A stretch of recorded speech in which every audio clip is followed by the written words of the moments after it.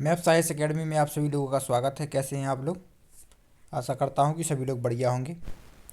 Environment study, पर्यावरण अध्ययन के हम 30 प्रश्न लेने जा रहे हैं। ईवीएस है और इसी में आपकी जो इन्वायरमेंट से रिलेटेड पेडागोगी के क्वेश्चन बनते हैं वो भी इसमें आपके शामिल किए गए हैं, तो आप देखेंगे। पहला प्रश्न है, हम सभी पुराने कुओं को देखते हैं जो अब सूख गए हैं।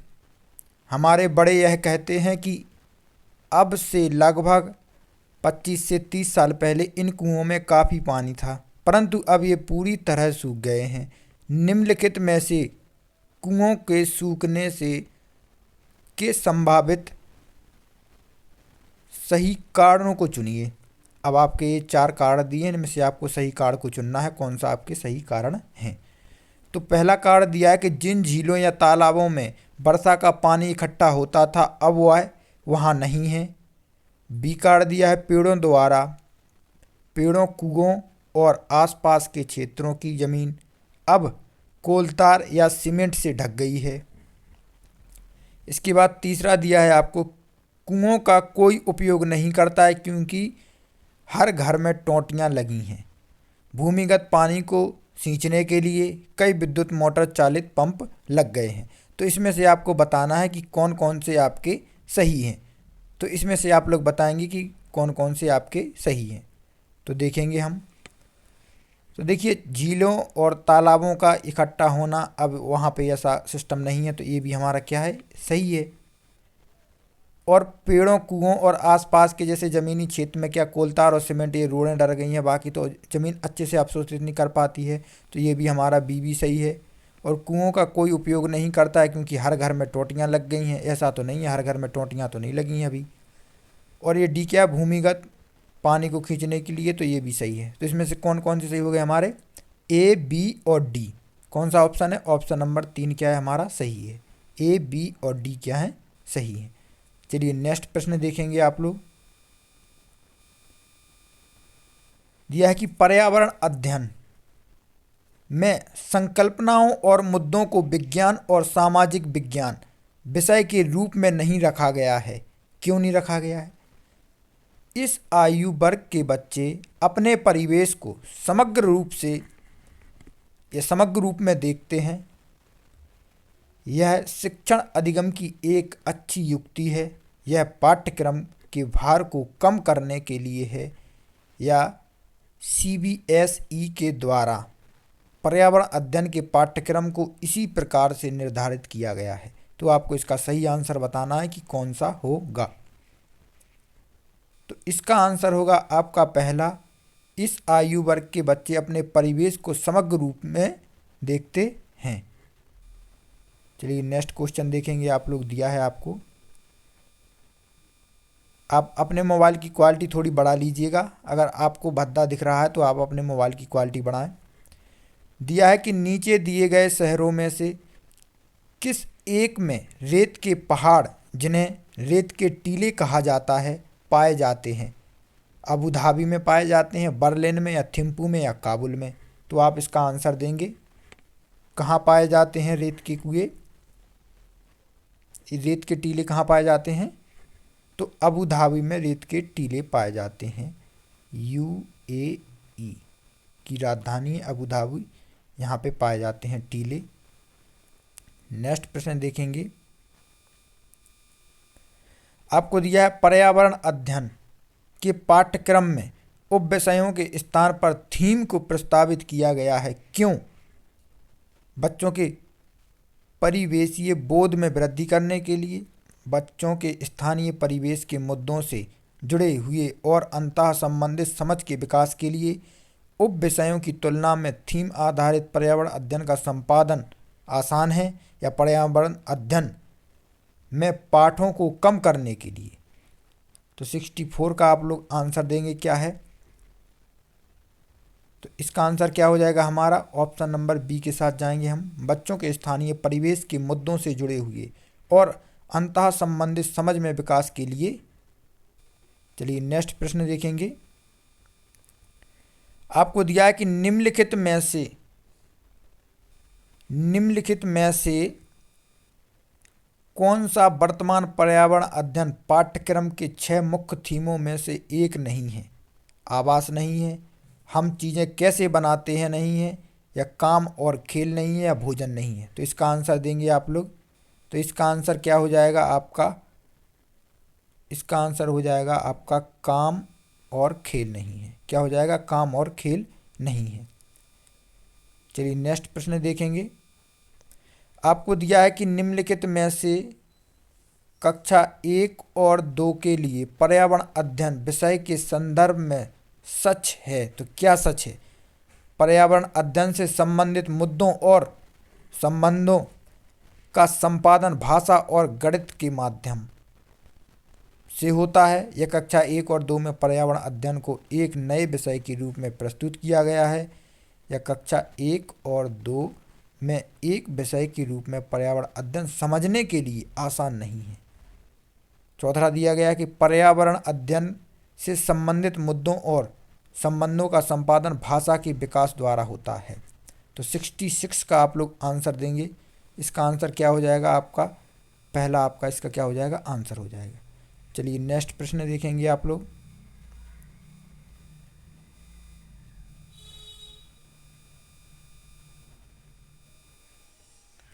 दिया है आपको कि निम्नलिखित में से क्या एक पर्यावरण अध्ययन में ज्ञान की रचना में बहुत ही महत्वपूर्ण है?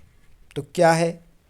बच्चों की सक्रिय भागीदारी, बच्चों के ज्ञान को शिक्षकों के ज्ञान से जोड़ना, पर्यावरण अध्ययन को कक्षा की 4 दीवारों से बाहर खींचना, या बच्चों के स्थानीय ज्ञान को विद्यालय के ज्ञान से संबंधित करना।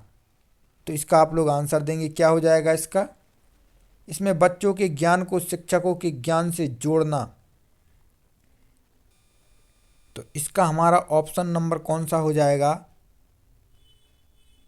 डी के साथ जाएंगे। इसका पहला ए भी सही हो जाएगा, आपका सी भी सही होगा और डी भी सही होगा। तो क्या होगा? ए, सी और डी, ये तीनों हमारे सही होंगे। चलिए प्रश्न दिया है आपको कि पर्यावरण अध्ययन में बच्चे को जोड़ने की सबसे प्रभावशाली युक्ति है पाठ्यपुस्तक का पाठन, शिक्षक द्वारा व्याख्याएं, कक्षा निर्देशक, या किस्से कहानियाँ। तो इसका आंसर क्या हो जाएगा? किस्से कहानियाँ। चलिए नेक्स्ट प्रश्न देखेंगे। दिया है कि निम्नलिखित में से कौन सा एक पर्यावरण अध्ययन के संबंध में सच नहीं है? बताइए। पर्यावरण अध्ययन बाल केंद्रित अध्ययन है, बिल्कुल सही है। पर्यावरण अध्ययन बच्चों को अपने परिवेश में को खोजने का अवसर देता है, हाँ पर्यावरण देता है। पर्यावरण अध्ययन वर्णन और परिभाषाओं पर बल देता है, ये बिल्कुल नहीं है, बल नहीं देता है, तो यही है। चलिए नेक्स्ट प्रश्न देखेंगे आप लोग। दिया है कि एक शिक्षक हमेशा क्रियाकलापों को कराने के बाद प्रश्न और चर्चाओं का संचालन करता है। क्रियाकलापों, प्रश्नों और चर्चाओं के संचालन करने का उद्देश्य है बच्चों की प्रक्रिया कौशलों का आकलन, बच्चों को खोजने का अवसर देना, या बच्चों को अपनी अभिव्यक्ति का अवसर देना, या बच्चों में उनके सीखने की गति के आधार पर विभेद करना। तो सीखने की गति के आधार पर जहाँ भी आपसे कह दे कि विभेद करना, वहाँ क्या हो जाएगा? वही आपका गलत हो जाएगा। बाकी 3 आंसर आपके क्या हो जाएंगे? सही हो जाएंगे। तो क्या है? ए, बी और सी तीनों सही हैं। चलिए नेक्स्ट प्रश्न देखेंगे। आपको दिया है पर्यावरण अध्ययन में बच्चों को पाठ्य पुस्तकों और शिक्षकों के अलावा अन्य स्रोतों की मदद लेने के लिए प्रोत्साहित करना चाहिए, क्यों? पर्यावरण अध्ययन सीखने के लिए पाठ्य पुस्तक और शिक्षकों की स्रोत नहीं है। पर्यावरण अध्ययन सीखने के लिए समुदायों और माता पिताओं की उपस्थिति का विकास करेगा। यह शिक्षकों को बच्चों की पृष्ठभूमि को जानने का अवसर देगा, या यह बच्चों के सौंदर्यगत और मनोक्रियात्मक कौशलों का विकास करेगा। आपको बताना इसमें से कौन कौन से आपके सही हैं। तो क्या होगा? ए, बी और सी तीनों सही होंगे आपके, और डी नंबर का फिर से नहीं होगा। चलिए नेक्स्ट प्रश्न करेंगे आप लोग। दिया है कि निम्नलिखित में से क्या पर्यावरण अध्ययन में आकलन के संकेतक नहीं होना चाहिए, यानी आकलन का संकेतक नहीं होना चाहिए। सहभागिता, याद करना, प्रश्न पूछना, न्याय और समानता के प्रति सरोकार। तो याद करना या रट्टू टोटा वाली कोई भी बात नहीं है इसमें, क्या हो जाएगा, ये याद करना ये नहीं है। चलिए नेक्स्ट प्रश्न देखेंगे। पर्यावरण अध्ययन में शिक्षक के द्वारा बच्चों को स्वयं अपने का आकलन करने के लिए अवसर देना चाहिए। स्वतः है, डैश है, क्या है, सीखने के समान आकलन, सीखने का आकलन, सीखने के लिए आकलन या CCE। आप लोग आंसर देंगे, क्या हो जाएगा, सीखने का समान आकलन। चलिए नेक्स्ट प्रश्न देखेंगे। आपको दिया है कि एक शिक्षक क्या करता है, एक शिक्षक खाना किस प्रकार से खराब होता है पर एक प्रयोग करता है। शिक्षक बच्चों के समूह बनाकर उनको प्रयोग से संबंधित सामग्री देता है। शिक्षक बच्चों के समूह क्यों बनाता है? यह सहपाठी अधिगम का समर्थन करता है, यह बच्चों की सामाजिक अंतःक्रिया में सुधार करता है, या समूह अधिगम बिना बोझ के पर्यावरण अध्ययन के अधिगम का प्रभावशाली तरीका है, या कक्षा में अनुशासन को बनाए रखने के लिए समूह में अधिगम एक महत्वपूर्ण युक्ति है। तो इसका आपको आंसर देना है। नीचे आपको ये आंसर दिए हैं, तो इनमें से कौन सा सही होगा। तो सबसे पहले तो आप लोग देखेंगे कि इसमें आपका सबसे पहले तो देखो सहपाठी अधिगम का समर्थन करता है, पहला आपका सही होगा। यह बच्चों की सामाजिक अंतःक्रिया में सुधार करता है, ये आपका क्या हो जाएगा, ये भी आपका क्या हो जाएगा, सही हो जाएगा। अब नीचे दिया है कि समूह अधिगम बिना बोझ के पर्यावरण, बिल्कुल गलत है, और ये नीचे वाला भी आपका क्या है, गलत है। तो ये ए और बी आपके सही हो जाएंगे, ऑप्शन नंबर 4 क्या हो जाएगा, सही हो जाएगा। चलिए नेक्स्ट प्रश्न दिया है आपको कि निम्नलिखित में से कौन पर्यावरण अध्ययन का उद्देश्य नहीं है।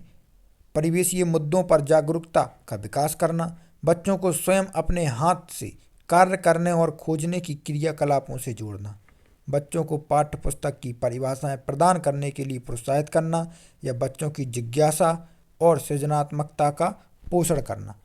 चलिए 75 का आप लोग आंसर देंगे, कौन सा होगा,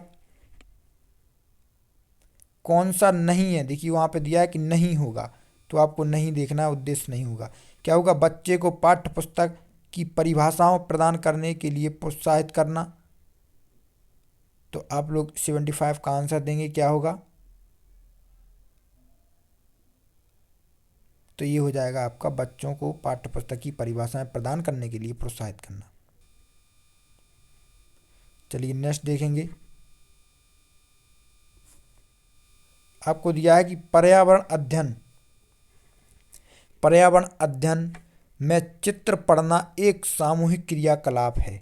निम्नलिखित में से कौन सा या से संकेतक या संकेतों का बच्चों में आकलन चित्र पढ़ने द्वारा हो सकता है। तो अवलोकन और अभिलेखन द्वारा, अभिव्यक्ति विश्लेषण द्वारा, या प्रयोग करना। तो आप लोग आंसर देंगे, कौन सा होगा इसमें से। तो प्रयोग करना नहीं होगा, बाकी के सब होंगे। तो ए, बी और सी, ये तीनों होंगे आपके, ए, बी और सी। चलिए नेक्स्ट प्रश्न देखेंगे। रेटिंग स्केल में कौन सी तकनीकी का उपयोग होता है। तो बताएंगे अवलोकन यानी ऑब्जर्वेशन, चेकलिस्ट, जांच सूची, अधिविन्यास, या लिखित प्रश्न। तो अवलोकन में या रेटिंग स्केल में क्या होता है, तो इसका आंसर हो जाएगा ऑब्जर्वेशन यानी अवलोकन, पहला आंसर हमारा सही हो जाएगा। चलिए 78 प्रश्न देखेंगे।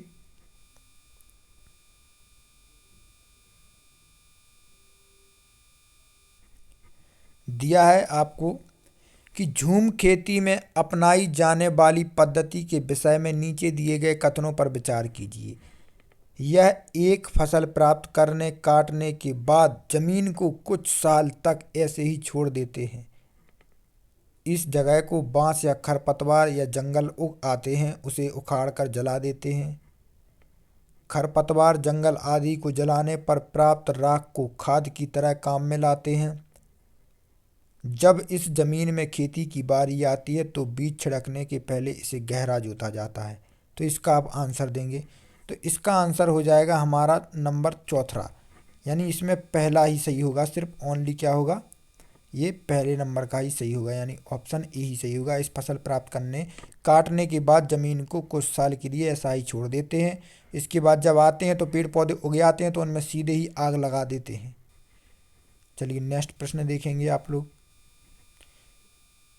दिया है कि किसी पर्वतीय क्षेत्र में प्रक्षेपण करने पर यह पाया गया कि लोगों ने अपने घर पत्थर, मिट्टी, लकड़ी और चूने से बनाए हैं। यह घर 2 मंजिले हैं। नीचे की मंजिल पर जानवरों को रखते हैं तथा ज़रूरत का सामान भी इकट्ठा करके रखते हैं, यानी नीचे ही रखते हैं। वह स्वयं अपनी पहली मंजिल पर भी स्वयं रहते हैं और सभी घरों की छतें समतल हैं तथा इन्हें पेड़ों के मोटे तनों से बनाया गया है।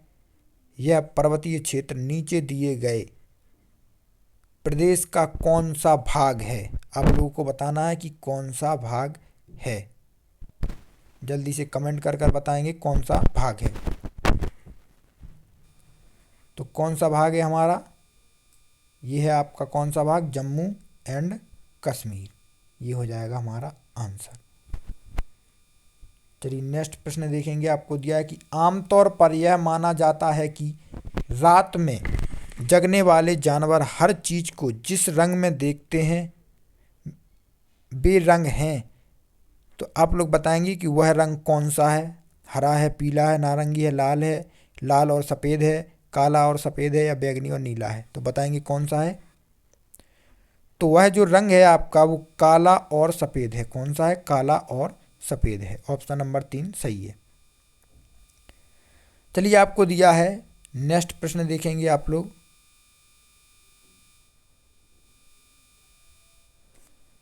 केंचुए को किसानों का मित्र माना जाता है। इसके लिए निम्नलिखित में से सही कारणों को चुनिए।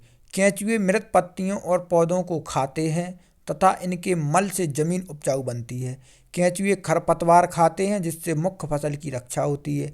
केंचुए जमीन में छेद बनाते हैं जिससे जमीन पोली हो जाती है। केंचुए द्वारा बनाए गए छेदों से जमीन को आसानी से हवा और पानी मिल जाती है। तो आप बताएंगे इसमें कितने प्रश्न आपके, यानी कौन कौन से ऑप्शन है जो सही है। तो आप लोग आंसर देंगे। तो इसमें से हमारा कौन से ऑप्शन के साथ जाएंगे? हम जाएंगे सी, यानी पहला सही होगा, तीसरा सही होगा और चौथा यानी डी भी सही होगा। देखिए केंचुए खरपतवार खाते हैं जिससे मुख्य फसल की रक्षा होती है, ये बिल्कुल नहीं है। केंचुए खरपतवार थोड़ी ना खाते हैं। अब बताएंगे, नीचे प्रश्न दिया है कि आदिवासी हजारों साल पहले से कांसे यानी ब्रॉन्ज की चीज़ें बनाते आए हैं। आज भी हमारे घरों में कांसे का उपयोग होता है। कांसे के विषय में निम्नलिखित में से सबसे सही कथन चुनिए। तो आपको सबसे सही कथन चुनना है। इसमें से हमारा कौन सा सही होगा? जल्दी से बताएंगे कौन सा सही होगा हमारा। इसमें कांसे क्या होता है? तांबे यानी कॉपर और टिन का मिश्रण है। चलिए नेक्स्ट प्रश्न देखिए। यह है कि नारियल डली हुई किसी भी करी के साथ उबाला हुआ टेपियोका निम्नलिखित में से किस क्षेत्र का प्रिय भोजन है? पश्चिम बंगाल, बिहार, तमिलनाडु या केरल? कहाँ का प्रिय भोजन है? आंसर देंगे। कहाँ का है? केरल का। केरल का प्रिय भोजन है। चलिए नेक्स्ट प्रश्न देखेंगे आप लोग। दिया है कि निम्नलिखित में से यानी त्योहारों में से उस समूह को चुनिए जिन्हें पूर्णिमा के दिन मनाया जाता है, यानी पूर्णिमा को मनाया जाता है। तो आपको वो दिन चुनना है कि कौन सा त्योहार है जिसे पूर्णिमा के दिन मनाया जाता है। चलिए आपने देख लिया होगा क्या है। होली, रक्षाबंधन एवं गुरु नानक का जन्मदिन मनाया जाता है पूर्णिमा के दिन। चलिए नेक्स्ट प्रश्न देखेंगे। निम्नलिखित राज्यों के समूहों में से किस एक समूह के समुद्र तट अरब सागर पर हैं? तो आप लोग इसका आंसर देंगे किसके हैं।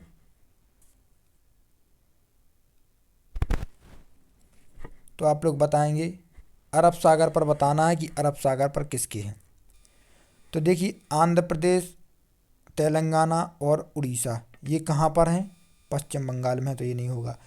केरल हाँ अरब सागर पे है, कर्नाटक है लेकिन पश्चिम बंगाल नहीं है। तमिलनाडु, आंध्र प्रदेश और कर्नाटक, तमिलनाडु भी है लेकिन आंध्र प्रदेश कहाँ है? पश्चिम बंगाल की सीमा पर है। पश्चिम बंगाल यानी बंगाल की खाड़ी की सीमा पर है। और ये कर्नाटक, केरल और गुजरात ये अरब सागर की तटीय समुद्री तटीय सीमा पर है। हमारे देश के मानचित्र में झारखंड कहाँ स्थित है? पश्चिम बंगाल के पूर्व में, तो पश्चिम बंगाल के पूर्व में तो है ही नहीं। उड़ीसा के उत्तर में, तो इसका आप लोग आंसर देंगे छत्तीसगढ़ के दक्षिण पूर्व में, या उत्तर प्रदेश के पश्चिम में। तो इसका आप लोग आंसर देंगे कौन सा आंसर सही होगा। तो छत्तीसगढ़ के पूर्व में भी नहीं है, इसके भी पूर्व में नहीं, किसके? उड़ीसा के उत्तर में है। अब बताइए निम्नलिखित में से क्या पेट्रोलियम से प्राप्त नहीं होता है? क्या नहीं होता है? मोम, ग्रीस या कोयला या डीजल? बताइए।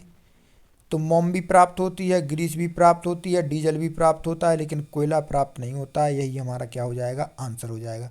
कौन सा आंसर हो जाएगा? ऑप्शन नंबर 3 हमारा क्या हो जाएगा? आंसर हो जाएगा। चलिए नेक्स्ट प्रश्न देखेंगे। देखिए आपको दिया है कि कोई लड़का मड़गांव से 30 जून 2009 को किसी रेलगाड़ी में सवार हुआ।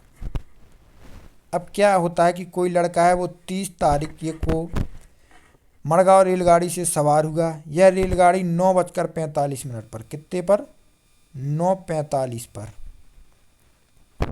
मड़गांव से चली तथा अगले दिन 7:15 पर नागरकोइल पहुंची। इस समय अंतराल में रेलगाड़ी द्वारा तय की गई दूरी 1140 किलोमीटर है। तो रेलगाड़ी की औसत चाल बताइए। अब रेलगाड़ी की आपको औसत चाल बतानी है, क्या होगी?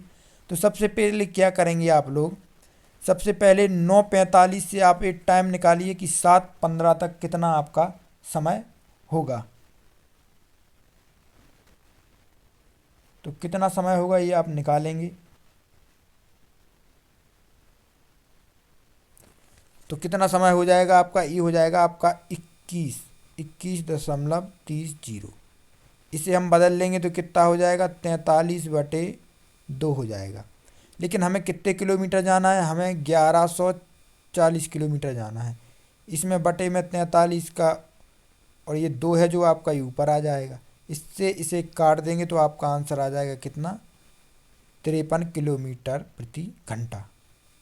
चलिए नेक्स्ट प्रश्न देखेंगे।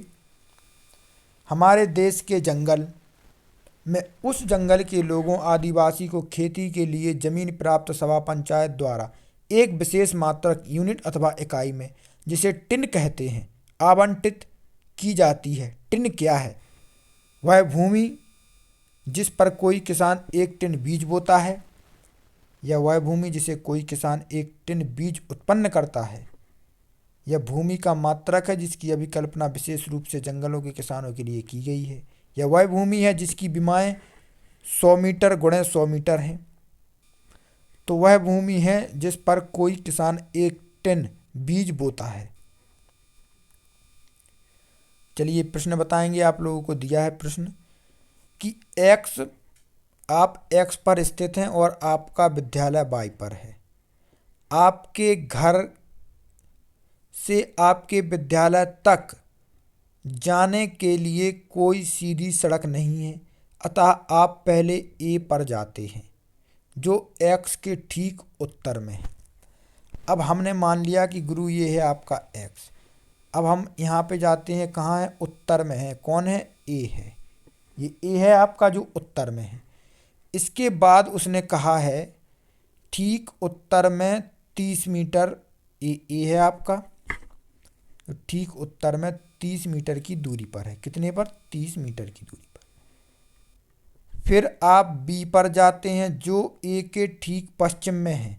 अब ए के ठीक पश्चिम में कहाँ पे होगा? इस साइड होगा। ये आपका बी होगा। इसके बाद उसने कहा है बी पर जाते हैं जो ठीक ए के 40 मीटर, कहाँ कितना? 40 मीटर पे। इसके बाद कहा है कि फिर आप सी पर जाते हैं जो बी के ठीक उत्तर में है। अब सी पर जाएंगे जो बी के ठीक कहाँ पे है, उत्तर में है, सी पर जाएंगे, ठीक उत्तर में, ये भी 30 है, ठीक है, पर पहुंचते हैं। और अंत में आप वाई पर अपने विद्यालय पहुंचते हैं जो सी के ठीक पश्चिम में है। अब सी के ठीक पश्चिम में है यानी वाई का विद्यालय यहाँ पे, यानी एक्स का विद्यालय ये वाई है। अब विद्यालय के सापेक्ष आपके घर की सही दिशा क्या है। अब देखिए विद्यालय के सापेक्ष ये आपका घर है, तो विद्यालय के सापेक्ष आपके घर की सही दिशा क्या है, तो आप लोग कमेंट करके बताएंगे। अब आपको चित्र भी बना दिया गया है कि सही दिशा क्या है। तो ये आपका विद्यालय, जब विद्यालय की आप दिशा निकालोगे ऐसे ऐसे, बीच में आपका विद्यालय है, तो विद्यालय से आपकी ये दिशा कौन सी है, दक्षिण पूर्व। ऑप्शन नंबर 3 आपका क्या है, सही आंसर है। चलिए समझ में आ रहा होगा। चलिए तो ये आपके क्वेश्चन थे पर्यावरण के, आप लोगों ने सही ढंग से किए होंगे। तो मिलते हैं इसी के साथ। जय हिंद, जय भारत।